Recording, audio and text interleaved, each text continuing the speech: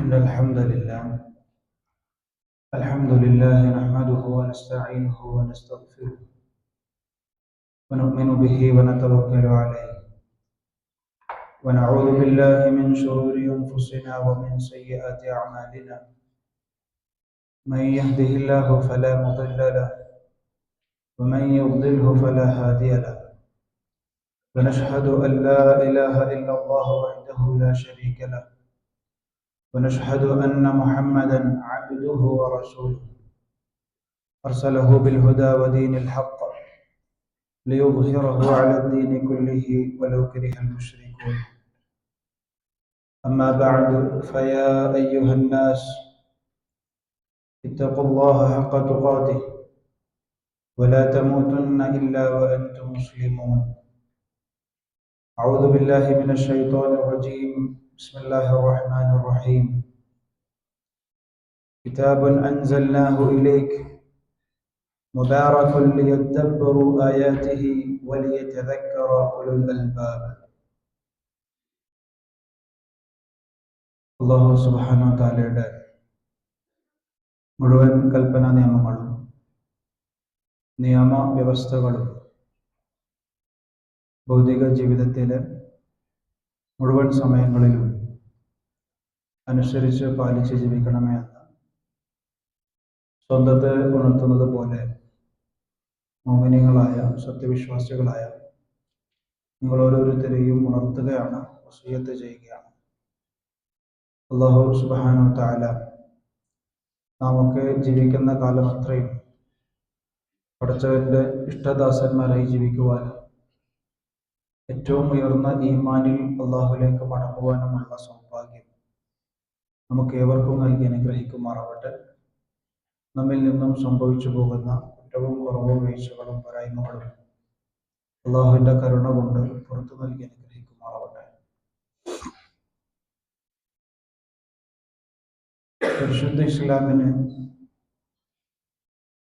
ആദർശമായി സ്വീകരിച്ച പടച്ചവന്റെ അടിയാറുകൾ എന്ന നിലക്ക്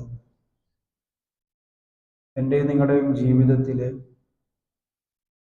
അതിപ്രധാനപ്പെട്ട തീരുമാനങ്ങളും നിലപാടുകളും ജീവിത രീതികളും ഞാനും നിങ്ങളും സ്വീകരിച്ചു പോകുന്നത് പരിശുദ്ധ ഇസ്ലാമിൻ്റെ ശരീഅത്തുമായി അടിസ്ഥാനപ്പെടുത്തിയിട്ടാണ്.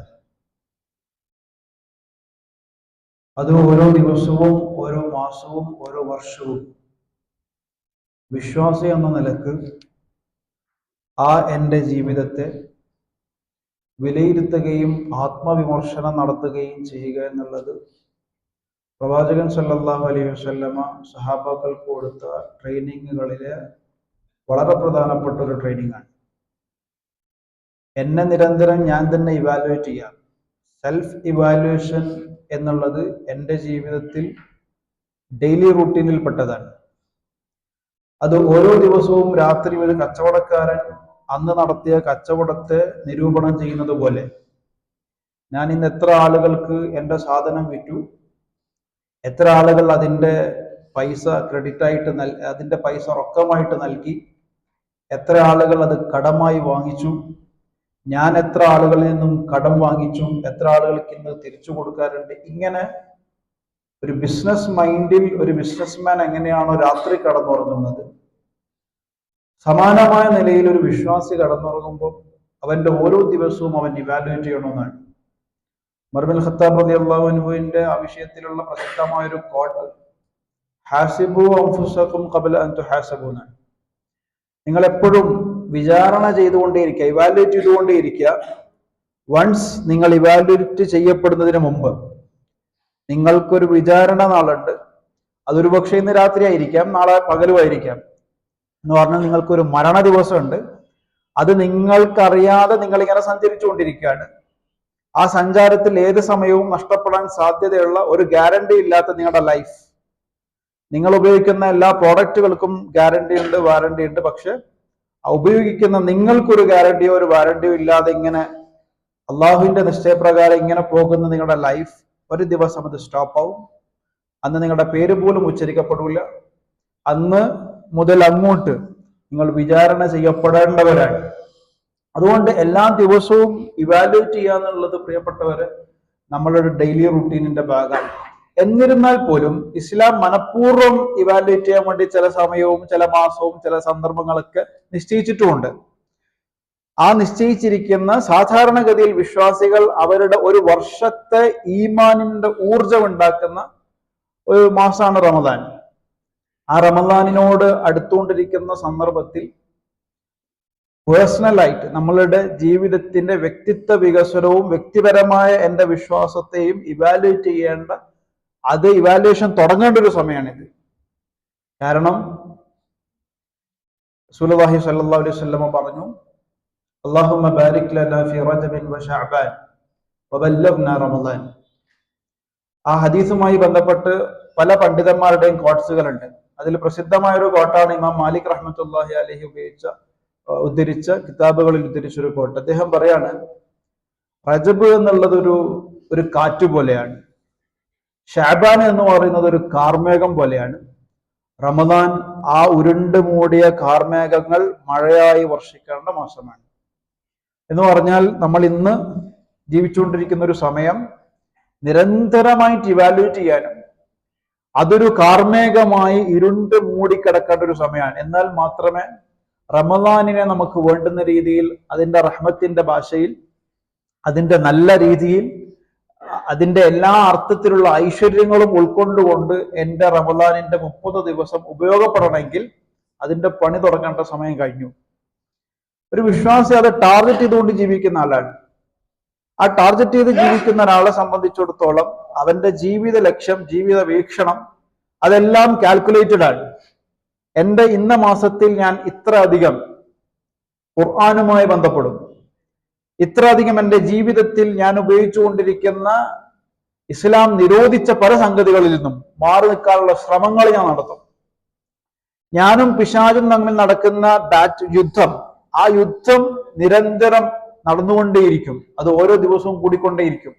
ഇങ്ങനെ തുടങ്ങി വിശ്വാസിയുടെ പേഴ്സണൽ ലൈഫ് അതിൻ്റെ ഒരു ഭംഗി കൂട്ടാൻ വേണ്ടിയിട്ടുള്ള ശ്രമം നമ്മൾ നടത്തിക്കൊണ്ടിരിക്കുമ്പോൾ പ്രിയപ്പെട്ടവരെ, അതിലേറ്റവും പ്രധാനപ്പെട്ട ഒരു സംഗതി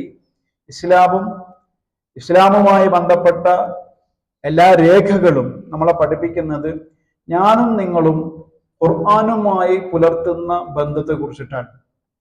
ആ ഖുർആനുമായി പുലർത്തുന്ന ബന്ധത്തെ അടിസ്ഥാനപ്പെടുത്തിയിട്ടായിരിക്കും ബാക്കി എല്ലാ കാര്യങ്ങളും ഉണ്ടാകുക. എൻ്റെ നിസ്കാരം പോലും, എൻ്റെ അമലുകൾ പോലും. ആ കാര്യത്തിൽ എനിക്ക് ശ്രദ്ധക്കുറവ് വന്നാൽ ആ എന്നെ കുറിച്ചിട്ട് ഖുർആൻ സൂചിപ്പിക്കുന്നുണ്ട്, മസലുല്ലദീന യഹ്മിലു തൗറാത്ത സുമ്മ ലം യഹ്മിലുഹ കമസലിൽ ഹിമാരി യഹ്മിലു അസ്ഫാറ. പരിശുദ്ധ ഖുർആനിന്റെ പ്രാധാന്യം മനസ്സിലാക്കാൻ വേണ്ടിയിട്ട് ഖുർആനുമായി ബന്ധപ്പെട്ട കുറെ മിറാക്കിൾസ് പറയുന്നതിന് പകരം ഖുർആൻ നിഷേധിച്ച ആളുകളുടെ ഉപമകളാണ് കൂടുതൽ പറഞ്ഞത്. ഉദാഹരണം, ബനി ഇസ്രായേൽ ആണല്ലോ ഖുർആൻ അഡ്രസ് ചെയ്യുന്ന ഏറ്റവും വലിയ കമ്മ്യൂണിറ്റി. ഖുർആൻ നിരന്തരം സംസാരിച്ചു കൊണ്ടിരിക്കുന്ന ഒരു ജനവിഭാഗം അത് ബനി ഇസ്രായേലാണ്. ബനി ഇസ്രായേൽ ചെയ്ത നന്മകളെ കുറിച്ചിട്ട് പറയാനല്ല, ബനി ഇസ്രായേൽ പടച്ചവരിൽ നിന്നും മനഃപൂർവ്വം അറിയാതെ സംഭവിച്ചതിനെ കുറിച്ചിട്ടല്ല, അറിഞ്ഞുകൊണ്ട് തന്നെ മനഃപൂർവ്വം പടച്ചവനിൽ നിന്നും മുഖം തിരിച്ചു നടന്നതിന്റെയും പടച്ചവനെ പരിഹസിച്ചതിന്റെയും ഒക്കെ ഒട്ടനവധി ഉദാഹരണങ്ങളാണ് ഖുറാനിൽ ബനി ഇസ്രായേലുമായി ബന്ധപ്പെട്ട് വിശദീകരിച്ചുകൊണ്ടിരിക്കുന്നത്. അവിടെ ഉപയോഗിച്ചൊരു ഖുർആനിന്റെ ആയത്ത് തന്നെ ബനി ഇസ്രായേലിന്റെ ഒരു ഗ്രന്ഥം ഉണ്ടായിരുന്നു. ആ ബനി ഇസ്രായേലിന്റെ ഗ്രന്ഥങ്ങളെ അവരെങ്ങനെയാണ് കണ്ടത്, അതെങ്ങനെയാണ് അവർ കണ്ടത് എന്ന് പറഞ്ഞാൽ അതൊരു കഴുത ഭാരം ചുമക്കുന്നതിന് തുല്യമാണ് എന്ന് പറഞ്ഞത് പടച്ചവനാണ്. അത്രയധികം പരിഹസിച്ചിട്ടും അതിനേക്കാൾ ചിന്തനീയവുമായിട്ടാണ് ഖുർആൻ ആ വിഷയം കൈകാര്യം ചെയ്തത്. യഹ്മിലു കമസലിൽ ഹിമാരി യഹ്മിലു അസ്ഫാറ. ഒരു കഴുതയെ സംബന്ധിച്ചിടത്തോളം കഴുതയുടെ മുകളിൽ ഭാരം ചുമക്കാനുള്ള ഒരു മൃഗമായിട്ടാണല്ലോ സാധാരണഗതിയിൽ കഴുതയെ നമ്മൾ ഉപയോഗപ്പെടുത്താറുള്ളത്. അപ്പൊ കഴുതയുടെ മുകളിൽ ഒരു ഭക്ഷണത്തിന്റെ ഭാരം വെച്ചാലും വസ്ത്രത്തിന്റെ ഭാരം വെച്ചാലും കച്ചവട സാധനങ്ങളുടെ ഭാരം വെച്ചാലും കഴുതക്കെല്ലാം ഭാരം തന്നെയാണ്, വ്യത്യാസങ്ങളില്ല. കഴുത ഇത് കച്ചവട സാധനത്തിന്റെ ഭാരമാണ് എന്ന് വിചാരിച്ച് കുറച്ചും കൂടി കെയർ ചെയ്യൂല, ഇത് ഭക്ഷണ വസ്തുക്കളാണ് എന്ന് വിചാരിച്ച് കുറച്ചും കൂടി റെസ്പോൺസിബിൾ ആവില്ല. കഴുതക്കെല്ലാം തുല്യമായ ഭാരം മാത്രമാണ്. എന്നതുപോലെ ഒരു വിഭാഗം അവരുടെ ഗ്രന്ഥങ്ങളെ ചുമക്കുന്ന കഴുതുകളെ പോലെ. ഞാനൊരു മതവിശ്വാസിയാണ്, അതുകൊണ്ട് എനിക്കൊരു ഗ്രന്ഥമുണ്ട്, അത് ഞാനിങ്ങനെ ചുമന്നു നടക്കുന്നു. അതിലെന്താണ്, അത് എന്താണ് സംസാരിക്കുന്നത്, ആരോടാണ് സംസാരിക്കുന്നത് എന്നുപോലും അറിയാതെ ഇസ്ലാമിക സമൂഹത്തിനകത്ത് പോലും വലിയൊരു വിഭാഗം ഖുർആനിന്റെ ടേസ്റ്റ് മനസ്സിലാകാതെ ജീവിക്കുന്നുണ്ടെങ്കിൽ, ഇമാം ഇബ്നു ഖയ്യിം റഹ്മത്തുള്ളാഹി പറഞ്ഞ ഒരു വേർഡ്, ഒരു കോട്ട്, അതിതീവ്രമായ ഒരു കോട്ടാണ്, മൂർച്ചയുള്ള ഒരു വേർഡാണ്. അദ്ദേഹം പറയാണ്, ഖുർആനെ ടേസ്റ്റ് ചെയ്യാതെ, ഖുർആനിനെ ആസ്വദിക്കാതെ, ഖുർആൻ എന്താണ് എന്ന് നേർക്കുനേരെ മനസ്സിലാകാതെ ഒരാൾ മരണപ്പെട്ടാൽ അയാൾക്ക് പടച്ചവൻ ജീവിതത്തിൽ കൊടുത്ത ഏറ്റവും വലിയ ശിക്ഷ അതാണെന്ന്. ഭൗതിക ജീവിതത്തിൽ ഒരു മനുഷ്യന് കിട്ടുന്ന അതിനേക്കാൾ വലിയൊരു ശിക്ഷ കിട്ടാനില്ല എന്ന് ഇമാം ഇബ്നു ഖയ്യിം റഹ്മത്തുള്ളാഹി പറയാറ്. അതേസമയം ഒരാൾക്ക് അയാളുടെ ചുരുങ്ങിയ ആയുസ്സിനുള്ളിൽ ഖുർആനിനെ ആസ്വദിക്കാൻ പറ്റിയാൽ, ഖുർആനിനെ അടുത്തറിയാൻ പറ്റിയാൽ, അയാൾക്ക് ഭൂമിയിൽ കിട്ടാവുന്ന ഏറ്റവും വലിയ സ്വർഗം, ദുനിയാവിലെ സ്വർഗം അയാൾക്ക് കിട്ടിക്കഴിഞ്ഞു എന്നും അദ്ദേഹം പറയുന്നുണ്ട്. എന്ന് പറഞ്ഞാൽ പ്രിയപ്പെട്ടവരെ, ഞാനും നിങ്ങളും അടങ്ങുന്ന, ഞാൻ പറയുന്നത് എന്നെക്കുറിച്ചും കേൾക്കുന്ന നിങ്ങളെക്കുറിച്ചും ഈ പള്ളിക്ക് പുറത്തുള്ള ഇസ്ലാമിക സമൂഹം എന്നുള്ള അർത്ഥത്തിൽ മുസ്ലിം കുടുംബത്തിൽ ജനിച്ചു വളർന്ന, മുസ്ലിം വേഷത്തിൽ ജീവിച്ചു കൊണ്ടിരിക്കുന്ന, മുസ്ലിം അഡ്രസ്സിൽ ജീവിച്ചു കൊണ്ടിരിക്കുന്ന, ഞാനൊരു ഇസ്ലാമിക വിശ്വാസിയാണെന്ന് ആത്മാഭിമാനത്തോടു കൂടി തന്നെ പറയുന്ന എത്ര ശതമാനം ആളുകൾ പരിശുദ്ധ ഖുർആനുമായി ഹൃദയബന്ധമുണ്ട് എന്ന് നമ്മൾ ആലോചിക്കേണ്ടതുണ്ട്. എങ്ങനെയാണ് എൻ്റെ ഒരു ഖുർആനിക് പെർസ്പെക്റ്റീവ്, എന്താണ്, ഞാൻ എങ്ങനെയാണ് ഖുർആനിനെ കാണുന്നത് എന്ന് ആലോചിക്കുമ്പോൾ തന്നെ അത് പല കാറ്റഗറിയിൽ നമുക്കതിനെ മാറ്റി നിർത്താൻ പറ്റും. അതിൽ ഏത് കാറ്റഗറിയിലാണ് നമ്മൾ എന്ന് മാത്രം നമ്മൾ ആലോചിച്ചാൽ മതി. ഒന്ന്, ഖുർആൻ എന്ന് പറയുന്നത് പടച്ചവന്റെ കലാമാണ്. അത് പഠിക്കാൻ ഒരു വിഭാഗം ഇവിടെ ഉണ്ട്, അവരാണ് നമുക്കത് പറഞ്ഞു തരിക. അതിനപ്പുറം എനിക്ക് ഖുർആനുമായിട്ട് അങ്ങനെ പ്രത്യേകിച്ച് ബന്ധമൊന്നുമില്ല. എന്റെ ബന്ധം നിസ്കാരത്തിൽ ഞാൻ പാരായണം ചെയ്യുന്ന, അതും തെറ്റാതെയോ തെറ്റുകൂടിയിട്ടാണോ എന്ന് പോലും നമുക്കറിയില്ല, നിസ്കാരത്തിൽ ഇമാമ പാരായണം ചെയ്യുന്ന വലദ്ദാലിൻ ആമീൻ പറയുക, അതേപോലെ തന്നെ ചെറിയ ചെറിയ സൂറത്തുകൾ, എന്റെ നിസ്കാരം എന്ന് പറയുന്ന ഫർള് കൂട്ടാൻ വേണ്ടി എനിക്കറിയുന്ന ചില്ലറ സൂറത്തുകൾ ഓതുക, ഇങ്ങനെ ഖുർആനെ കാണുന്ന ആളുകൾ. രണ്ടാമത്തെ വിഭാഗം എന്റെ ആവശ്യങ്ങൾ നിറവേറ്റാൻ, ഉദാഹരണം, ഞാൻ വലിയ രോഗബാധിതനായി, ബാംഗ്ലൂരിൽ അടക്കമുള്ള ഇന്ത്യയിലെ എല്ലാ സ്റ്റേറ്റിലും എല്ലാ അർത്ഥത്തിലും അത്യന്താധുനിക വികസനങ്ങളുള്ള എല്ലാ ടെക്നോളജീസും ഉള്ള എല്ലാ ഹോസ്പിറ്റലും ട്രീറ്റ്മെന്റിന് പോയി. പക്ഷെ എല്ലാ സീനിയർ മോസ്റ്റ് ഡോക്ടേഴ്സും പറഞ്ഞത് ഇതിന് നിലവിൽ ഇന്ത്യയിൽ ട്രീറ്റ്മെന്റ് ഇല്ല. ഇങ്ങനൊക്കെ വരുന്ന കേസിൽ, അതല്ലെങ്കിൽ മെഡിസിൻ വാങ്ങാൻ എടുത്ത് പൈസ ഇല്ല, ഇങ്ങനെയൊക്കെ വരുന്ന കേസിൽ അവസാനത്തെ ഒരു മരുന്ന് എന്നുള്ള രീതിയിൽ എന്നാ കുറച്ച് ഖുർആൻ ഓതാം എന്ന് ഖുർആനിനെ കാണുന്ന ആളുകൾ. അതേപോലെ തന്നെ എനിക്ക് വേണ്ടപ്പെട്ട ഒരാളുകളുടെ വിയോഗം ഉണ്ടാകുകയാണ്, ഒരാൾ മരണപ്പെടുകയാണ്, എന്റെ ഭാര്യ മരണപ്പെട്ടു, എന്റെ ഉമ്മ മരണപ്പെട്ടു, എന്റെ ബാപ്പ മരണപ്പെട്ടു, അങ്ങനെ രക്തബന്ധത്തിൽ ഏറ്റവും അടുത്ത ആള് എന്ന നിലക്ക് ആ മരണത്തിന് ശേഷം എനിക്ക് ചെയ്യാൻ പറ്റുന്ന സൽക്കർമ്മം എന്താ? ഒന്നും ഖുർആൻ ഓതി കൊടുക്കുക. ഇങ്ങനെ എന്റെ ആവശ്യങ്ങളെയും എന്റെ ഇമോഷനൊക്കെ ലൈഫിൽ കടന്നു വരുമ്പം അവിടെ മാത്രം പ്ലേസ് ചെയ്യാനുള്ള ഒരു ഗ്രന്ഥമായി ഖുർആനിനെ കാണുന്ന വലിയ മെജോറിറ്റി ഓഫ് ആളുകൾ നമ്മുടെ കൂട്ടത്തിലുണ്ട്.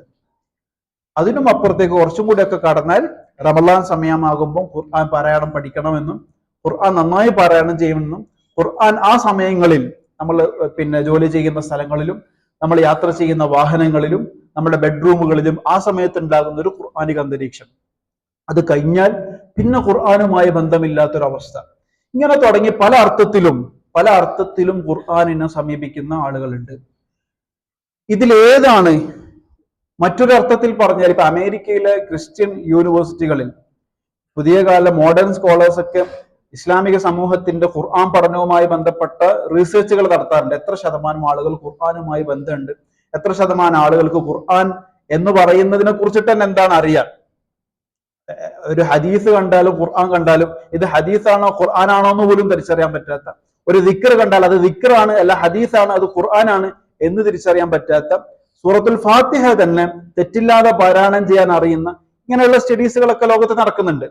ആ നടക്കുന്ന കൂട്ടത്തിൽ ചില മോഡേൺ ഇസ്ലാമിക് സ്കോളേഴ്സ് ഒക്കെ പറയുന്ന ഒരു സങ്കടം, നമ്മളെ ഉമ്മത്ത് ഒന്നുമില്ലെങ്കിലും ലോകത്ത് ക്രിസ്ത്യാനികൾ പഠിക്കുന്നത് പോലെ, അതല്ലെങ്കിൽ ഓറിയന്റലിസ്റ്റുകൾ പഠിക്കുന്നത് പോലെ ഇവിടുത്തെ ഇസ്ലാമിക വിരുദ്ധ ആളുകളൊക്കെ അവരുടെ മോഡേൺ സൈക്കോളജിയും മോഡേൺ സയൻസും വെച്ച്, മോഡേൺ ടെക്നോളജി വെച്ച് ഖുർആനിനെ റീഡ് ചെയ്യുന്നത് പോലെയെങ്കിലും നമ്മുടെ ഉമ്മത്ത് ഖുർആനിനെ പഠിച്ചിരുന്നെങ്കിൽ, ക്രിസ്ത്യൻസ് എന്തിനാ പഠിക്കുന്നത്? അവരുടെ യൂണിവേഴ്സിറ്റികൾ MBBS-നും എഞ്ചിനീയറിംഗിനും പഠിക്കുന്ന കുട്ടികൾക്ക് ഇന്റഗ്രേറ്റഡ് ആയിട്ട് ഖുർആനിക് സ്റ്റഡീസ് ക്രിസ്ത്യൻ യൂണിവേഴ്സിറ്റിയിൽ എന്തിനാണ് അപ്ലൈ ചെയ്യുന്നത്? അത് ഇസ്ലാമിക് യൂണിവേഴ്സിറ്റി അല്ല. ഖുർആനിനെ വിമർശിക്കാൻ വേണ്ടി അവർ പഠിച്ചുകൊണ്ടിരിക്കുകയാണ്. ഖുർആനിൽ കളങ്കം ചേർത്താൻ വേണ്ടിയും നമ്മൾ ഗൂഗിളിൽ ഖുർആനുമായി ബന്ധപ്പെട്ട എന്തെങ്കിലുമൊക്കെ സെർച്ച് ചെയ്യുമ്പോൾ ആദ്യം വരുന്ന 5 സൈറ്റ് നമ്മുടേതെല്ലാം സ്റ്റഡീസ്. ഖുർആനുമായി ബന്ധപ്പെട്ട സംശയങ്ങൾ നമ്മൾ ചോദിക്കുമ്പോൾ ആദ്യം വരുന്ന 5 സൈറ്റ് അത് നമ്മുടേതല്ല.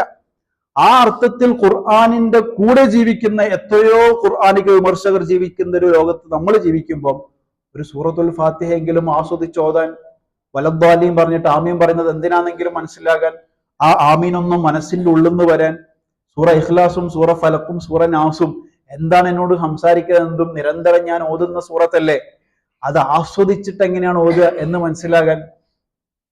പ്രിയപ്പെട്ടവർ, ഇത് അറബികൾക്ക് മാത്രം പറഞ്ഞ ഒന്നല്ല. റസൂലുള്ളാഹി സ്വല്ലല്ലാഹു അലൈഹി വസല്ലമയുടെ നിസ്കാരവും ഇമാമ നിൽക്കുന്ന സമയത്തും പുറകിൽ നിൽക്കുന്ന മൗമൂമികളെ കുറിച്ചിട്ടൊക്കെ ചരിത്രം പറയുന്നത് അത് എന്നെയും നിങ്ങളൊക്കെ ചിന്തിപ്പിക്കാനാണ്. രാത്രി ഇശാ നമസ്കാരത്തിന് ശേഷം തുടങ്ങുന്ന നിസ്കാരമാണ്. ഇശാ നിസ്കാരത്തിന് ശേഷം റമളാനിന്റെ സമയങ്ങളിൽ നമ്മൾ തറാവീഹ് എന്ന് പറയുന്ന അന്ന് ലൈലത്തുൽ ഖദ്ർ, അന്ന് ഖിയാമുൽ ലൈൽ എന്ന് പറയുന്ന നമസ്കാരം സൂറ ബഖറയിൽ നിന്ന് തുടങ്ങും. അത് സൂറ ആലു ഇമ്രാനിലേക്കും സൂറ മായിദയിലേക്കും സൂറ നിസായിലേക്കും എത്തിയിട്ട് ഫജറിന് അവസാനിക്കുക. ഈ ഫജറിന് അവസാനിച്ചിട്ട് ഫജറിന്റെ ബ്രേക്കിന് വേണ്ടിയിട്ടും അതുപോലെ സുഹൂറിന് വേണ്ടിയിട്ടുള്ള ബ്രേക്ക് കൊടുത്ത ശേഷം സുഹാബി വനിതകളടക്കം റസൂലുള്ളാഹിന്റെ അടുക്കൽ വന്നിട്ട് ചോദിക്കൽ, റസൂലെ സുബ്ഹിക്ക് ശേഷം ഇതുപോലെ നിസ്കരിക്കുന്നതിൽ ഇസ്ലാമിൽ എന്തെങ്കിലും വിലക്കുണ്ടോന്ന്. അവർക്ക് ആസ്വാദനം മാറിയിട്ടില്ല. നമുക്ക് ഏതെങ്കിലും ഒരു വഖത്തിൽ ഇമാമ് അല്പം അധികം ഓതുമുണ്ടാകുന്ന ഒരു മാനസിക പ്രയാസം ആലോചിച്ച് നോക്കിയ എന്ന് പറഞ്ഞാൽ എന്താണ് ആ വ്യത്യാസം? നമ്മളുടെ അടുത്തൊരു മെഷീൻ ചലിക്കുന്നത് പോലെ ഏതെങ്കിലും ഒരു ആക്ടിവിറ്റി ചെയ്യുന്നത് പോലെയുള്ള ഒന്നായിട്ട് ഖുർആനിന്റെ ലേണിങ്ങിനെയും ഖുർആനിന്റെ ലിസണിങ്ങിനെയും മാറിയപ്പം അവര് അതൊരു എക്സ്പീരിയൻസ് ആയിരുന്നു, അതൊരു എന്റർടൈൻമെന്റ് ആയിരുന്നു, അതൊരു ആസ്വാദനായിരുന്നു. അവരെ സംബന്ധിച്ചിടത്തോളം അതിലിങ്ങനെ ലയിച്ചു കൊണ്ടുള്ള ഒരു ജീവിതമായിരുന്നു. അത് അവര് അറബികളായതുകൊണ്ടല്ലേ എന്ന് ചിന്തിക്കുന്നതിൽ അർത്ഥമില്ല. ഈ പുതിയ കാലഘട്ടത്തിൽ നമ്മുടെ ഒക്കെ ചുറ്റും ജീവിക്കുന്ന എത്രയോ ആളുകൾ ഒരു ഭാഗത്ത് ഖുർആനുമായി മാറി നിൽക്കുന്ന, അതിൽ ഏതോ അർത്ഥത്തിൽ ഖുർആൻ അറിയാതെ പോയ ഒരു വലിയ ശതമാനം ആളുകൾ ഉള്ളതുപോലെ തന്നെ ഒരു ചെറിയൊരു ശതമാനം ഉണ്ട്. ഖലീലമ്മ തഷ്കൂർ എന്നൊക്കെ ഖുർആൻ പറയലുണ്ട്.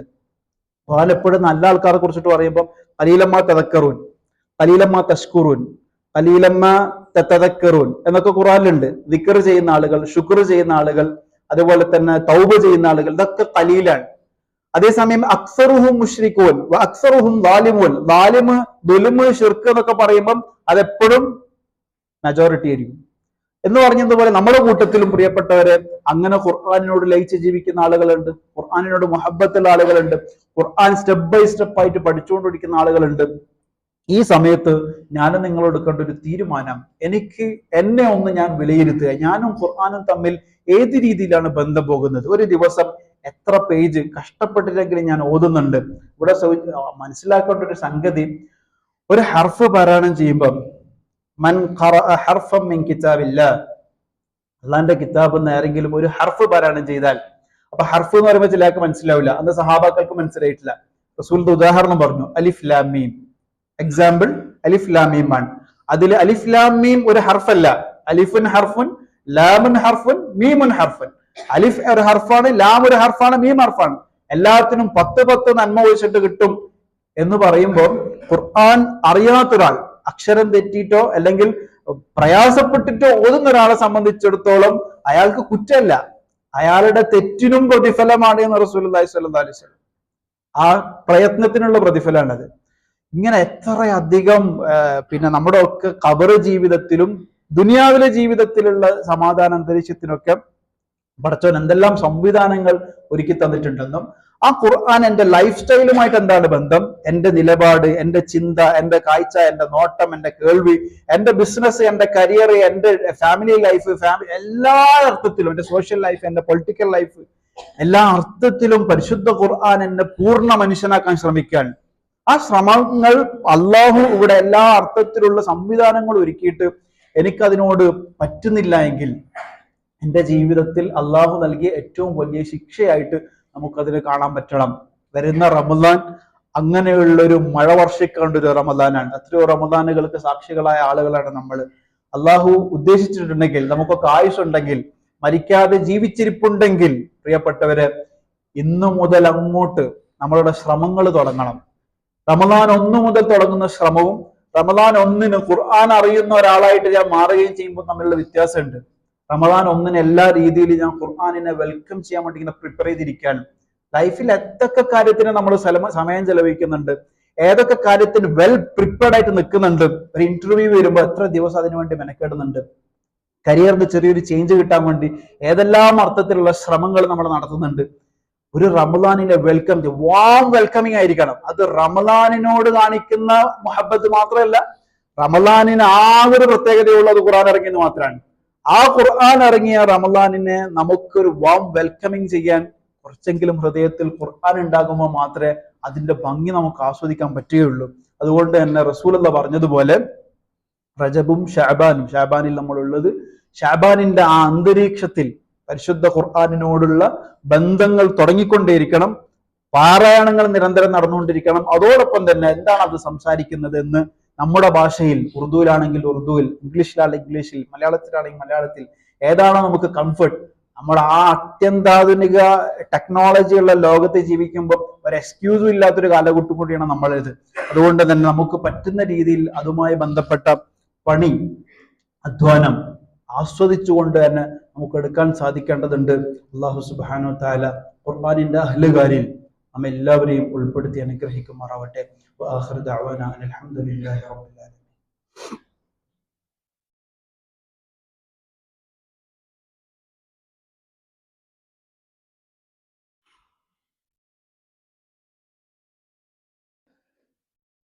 ഇന്നൽ ഹംദുലില്ലാഹി വഹ്ദഹു والصلاة والسلام على من لا نبي بعده اللهم صل على محمد وعلى آل محمد كما صليت على إبراهيم وعلى آل إبراهيم وبارك على محمد وعلى آل محمد كما باركت على إبراهيم وعلى آل إبراهيم في العالمين إنك حميد مجيد. أعوذ بالله من الشيطان الرجيم. بسم الله الرحمن الرحيم. يا أيها الذين آمنوا اتقوا الله ولتنظر نفس ما قدمت لغد واتقوا الله إن الله خبير بما تعملون. അല്ലാഹു സുബ്ഹാനഹു വ തആലയുടെ മുഴുവൻ കൽപ്പനാ നിയമങ്ങളും നിയമവ്യവസ്ഥകളും ജീവിതകാലമത്രയും അനുസരിച്ച് പാലിച്ച് ജീവിക്കണമെന്ന് ഒരിക്കൽ കൂടി ഉണർത്തുകയാണ്. അല്ലാഹു സുബ്ഹാനഹു വ തആല അല്ലാഹുവിനെ ഇഷ്ടപ്പെടുന്ന അവന്റെ ഇഷ്ടദാസന്മാരിൽ നാം ഏവരെയും ഉൾപ്പെടുത്തി അനുഗ്രഹിക്കുമാറാവട്ടെ. ഒരു പ്രധാനപ്പെട്ട ഒരു ഉണർത്തലുള്ളത്, കേരളത്തിലെ ഏറ്റവും പ്രധാനപ്പെട്ട ഇസ്ലാമിക സർവകലാശാലകളിൽ, ഇസ്ലാമിക് യൂണിവേഴ്സിറ്റികളിൽ ഒന്നാണ് അൽ ജാമിഅ അൽ ഇസ്ലാമിയ ശാന്തപുരം.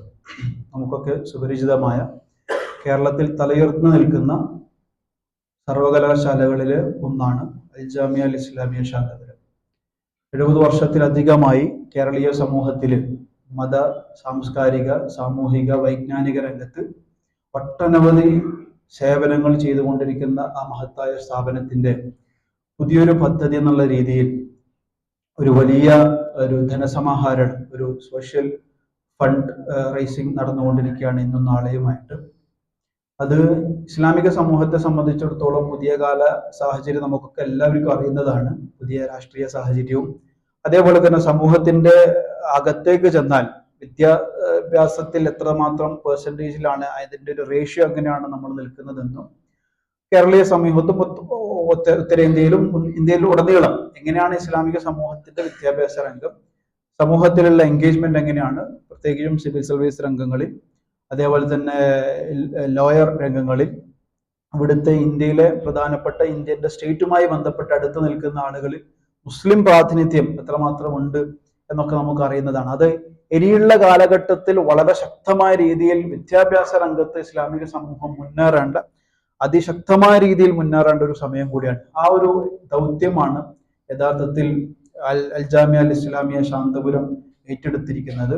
അതുമായി ബന്ധപ്പെട്ട ഫണ്ട് ശേഖരണം, അത് കേവലം ഒരു സ്ഥാപനത്തിന്റെ ഫണ്ട് എന്നുള്ള രീതിയിലല്ല, എന്റെയും നിങ്ങളുടെയും ഒക്കെ ഖബർ ജീവിതത്തിൽ സ്വതക്ക ജാരിയ എന്നുള്ള അർത്ഥത്തിൽ വന്നുകൊണ്ടേയിരിക്കുന്ന, നമ്മളുടെ എത്ര തുകയാണോ നമ്മൾ കൊടുത്തിരിക്കുന്നത് ആ തുകയുടെ അളവിലല്ല, അതിലും അപ്പുറം നമ്മൾ കൊടുക്കുന്ന നീയത്തിലും നമ്മൾ കൊടുക്കുന്ന സമർപ്പണത്തിലും പടച്ചവൻ ആ ഭൂമിയിൽ ഒരു ഭൂമി ഏറ്റെടുക്കാൻ പോകുന്നു, ആ ഭൂമിയിൽ ഒരു കെട്ടിടം പണിയാൻ പോകുന്നു, അവിടെ മതവിദ്യാഭ്യാസവും ഇസ്ലാമിക വിദ്യാഭ്യാസവും അതുപോലെ തന്നെ ഭൗതിക വിദ്യാഭ്യാസവും ഒക്കെ ഇന്റഗ്രേറ്റ് ചെയ്തുകൊണ്ട് ഒരു സമൂഹത്തെ ലീഡർഷിപ്പ്, നാളത്തെ ലീഡേഴ്സിനെ വാർത്തെടുക്കുന്ന അതിൽ പങ്കാളുക എന്നുള്ളത് നമ്മെ സംബന്ധിച്ചിടത്തോളം വലിയൊരു ഭാഗ്യം കൂടിയാണ്.